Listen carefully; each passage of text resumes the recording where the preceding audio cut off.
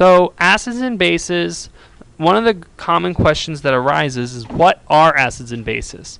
So we have solutions that are said to be acidic if they contain more acid than base, and said to be basic or alkaline if they contain more base than acid.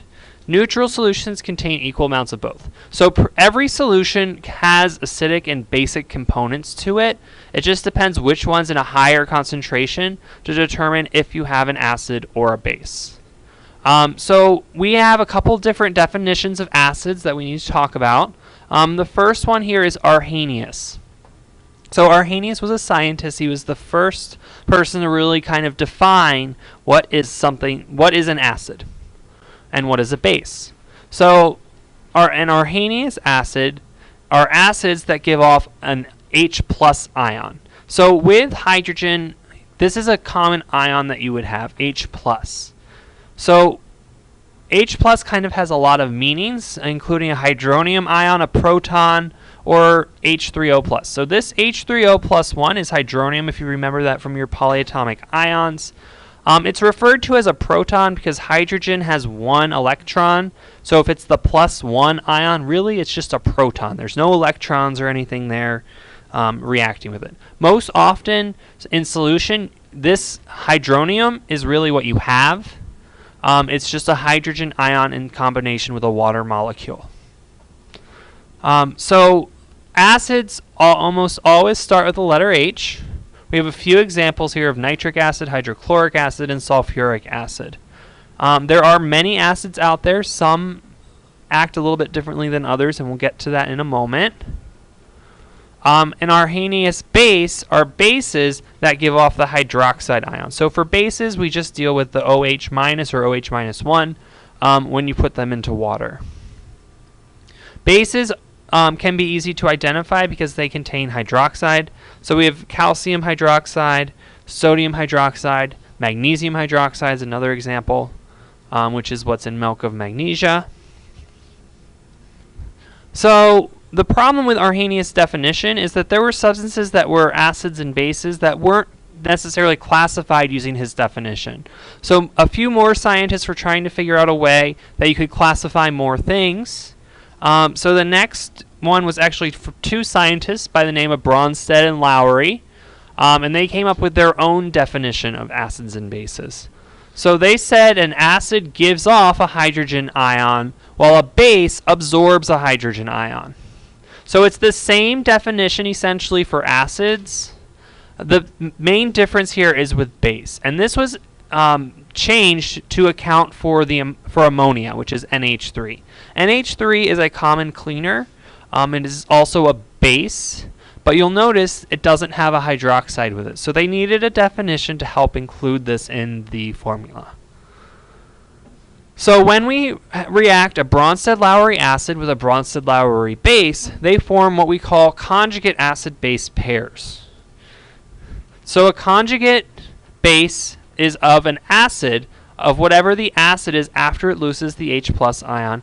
A conjugate acid is the opposite. So the conjugate acid is of the base when it gains the hydrogen ion. We're going to look at a few examples of this. It's a little bit confusing to talk about. So here we have a chemical reaction. We have nitric acid with water, and what's going to form is we're going to form the hydronium ion and the nitrate ion. Okay. So what we need to do with these reactions when we're looking for Bronsted-Lowery acids and bases is we need to track the hydrogens. So the first step that I usually do is I kind of pair the things that are that look the same on both sides.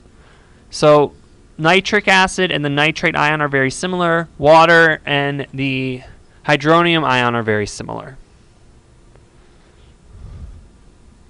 So we need to figure out what's happening with our hydrogen. So to go from nitric acid to the nitrate ion, I am losing a hydrogen. And to go from water to hydronium, I'm gaining a hydrogen.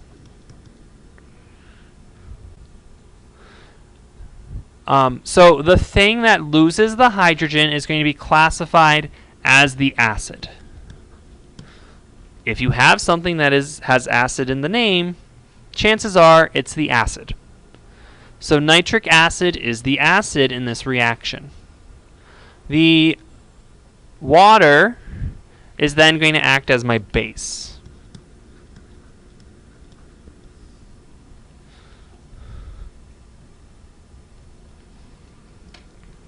Okay, so the acid loses the hydrogen. The conjugates, what you're thinking of is you're thinking of what happens to the reaction in reverse. So if the reaction goes in reverse, or the products become the reactants. So the nitrate ion going backwards is not losing a hydrogen, but gaining a hydrogen, meaning this is the conjugate base.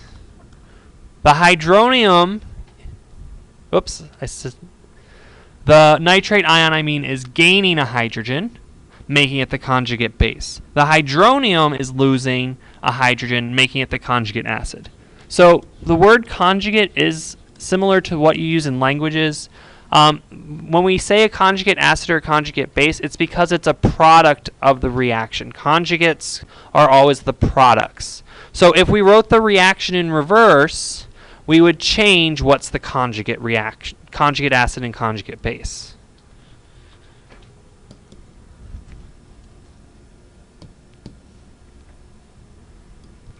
So we have another reaction. We're going to do this similar process we did in the last one. So we're going to kind of pair the things that are the most similar, and then go through and I track the hydrogens. So to go from HSO4 to H2SO4, we're gaining a hydrogen. And water, going from water to the hydroxide ion, is losing a hydrogen. So in this case, because the HSO4 is gaining a hydrogen, this is my base, and H2O is losing a hydrogen, making it my acid. So then I think of my reaction in reverse in order to identify my conjugates. Sometimes you'll see just the word like the letter C in front of it. C is standing for conjugate. That's an acceptable abbreviation. So to go from hydroxide to water, I'm gaining a hydrogen, making this my conjugate base, and H2SO4 is my conjugate acid. Before we go any further, again, sulfuric acid, if it has acid in the name, it's going to be an acid. In this case, it's a conjugate acid, but it'll be an acid. Hydroxide is something that's a base. So these are things you can use to help you to check to make sure that you are identifying them the correct way. Sometimes students will say sulfuric acid is a base. That doesn't make any sense. An acid is going to be an acid regardless of the definition. It's included in both the Arrhenius and the Bronsted-Lowery definition. Okay, so the hydrogen sulfate ion is the base, and the sulfuric acid is the conjugate acid. And again, conjugates are products. They're on the product side of the reaction.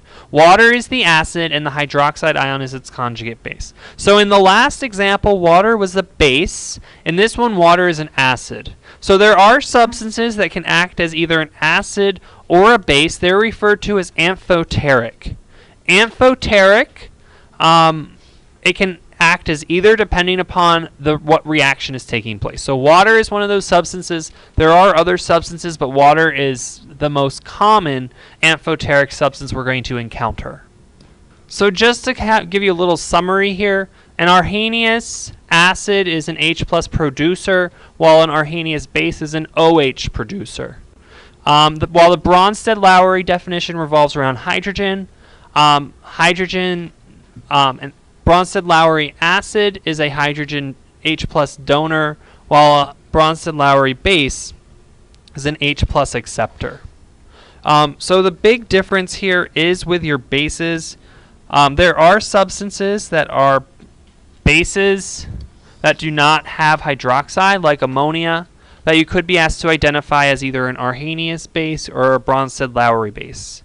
So the acids kind of are the same, but the bases are the kind of the different part here. And then kind of a nice definition of our conjugate acid and conjugate base. So I would like you to try these examples on your own, and then so pause the video and then we'll come back to it. So we're going to track our substances. So we have,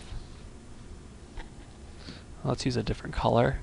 NH going to NH3 going to NH4, water going to hydroxide. So NH3, which is ammonia, going to NH4 plus, which is ammonium, is gaining a hydrogen. Water going to hydroxide is losing a hydrogen.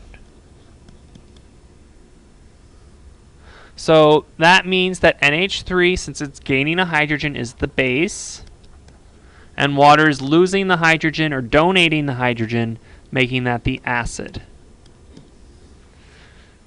So then we need to figure out our conjugates, which is looking at the reaction in reverse. So NH4 is, if we're going backwards, is losing a hydrogen, making this the conjugate acid, and hydroxide is gaining a hydrogen going in reverse, making this the conjugate base.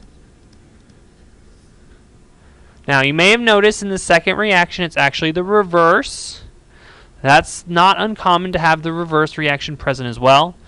So we can kind of use the information we just used. So the NH4 is going to just be an acid here, and the OH is just the base.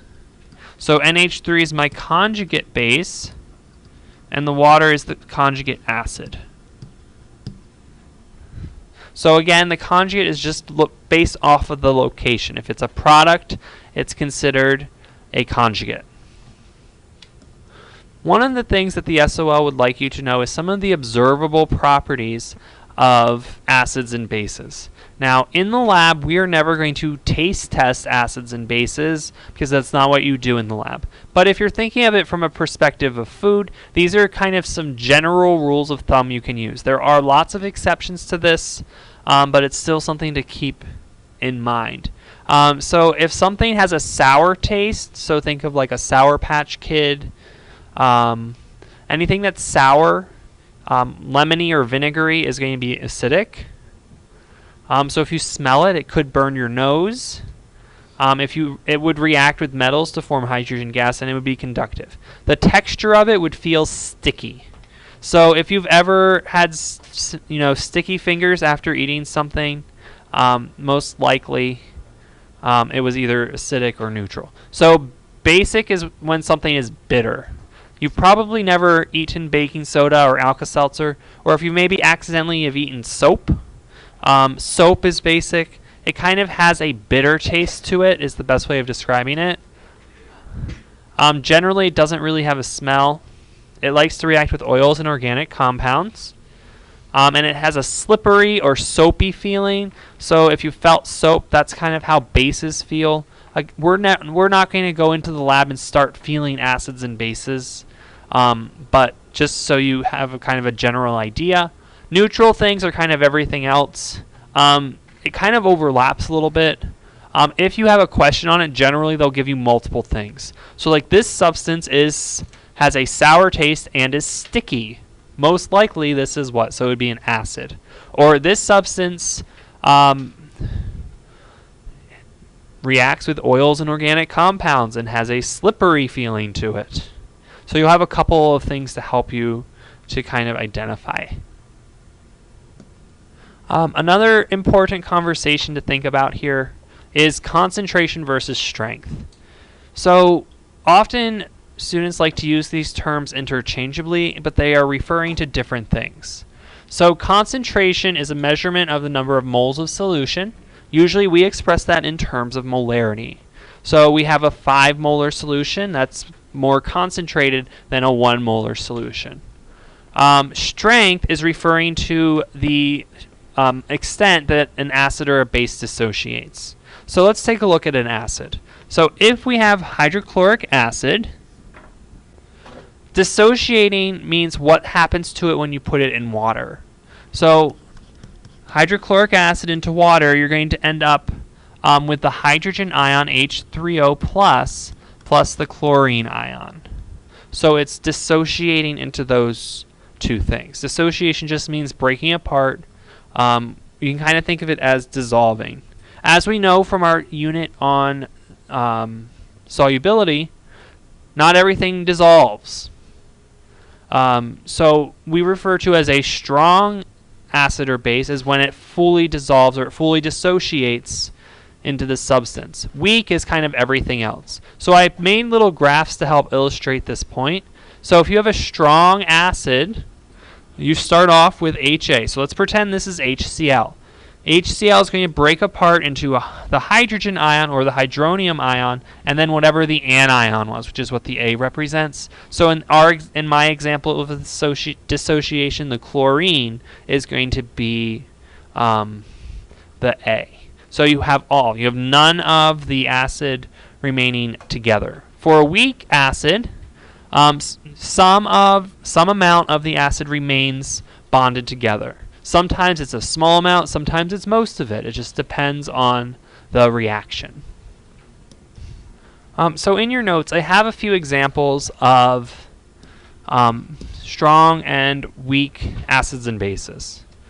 So the ones that don't have formulas are ones that we've learned and discussed, and you should be able to come up with the formula. So like hydrochloric acid is HCl, nitric acid is HNO3, sulfuric acid is H2SO4, and hydrobromic acid is HBr. So these are 4 strong acids, meaning these 4 acids are going to fully dissociate when they're in a water solution. Strong acids can be a bit more dangerous in higher concentrations than a weak acid, and their pH will also be a bit different because of that. And pH is something we are going to talk about in the next lesson. So a few examples of weak acids here. We have phosphoric acid, acetic acid, and carbonic acid. For our purposes, the way we're going to identify strong versus weak, these are the 4 above are the 4 most common strong acids. So you need to know that those 4 are strong acids, and if it's not one of those 4, it's going to be considered a weak acid. So there are a few more strong acids. However, those are the 4 most common ones that we'll be working with. Well, we will potentially be working with, but we'll need to know that these. So if you were given on a test, so let's pick another random acid that's not here. Let's say you were given hydrofluoric acid, HF. Since HF is not one of the first 4, it's going to be classified as a weak acid. So these 4 are the ones you're going to identify as strong. If it's not one of those 4, you're going to identify it as weak. So then we head into bases. So we have NH3 and NaSiO3. These are both weak bases. And then I have 2 examples of strong bases. So strong bases are a bit easier to identify. For us, if it has the hydroxide with it, it's going to be considered a strong base. So bases, the strong bases are a bit easier to identify than the weak bases. Strong acids, well, all acids have that H out in front, so it's easy to identify an acid, but we have to make sure we are identifying it properly.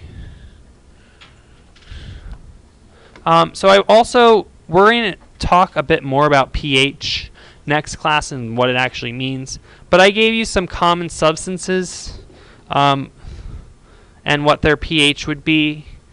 So the ones that are bold are kind of the more important ones. So gastric acid, that would be like your stomach acid. Distilled water or pure water has a pH of 7. Seawater is slightly basic with a pH of 8. And then we have mostly cleanery type things with a higher pH. So most soaps and cleaners have a high pH, while most food items have a lower pH.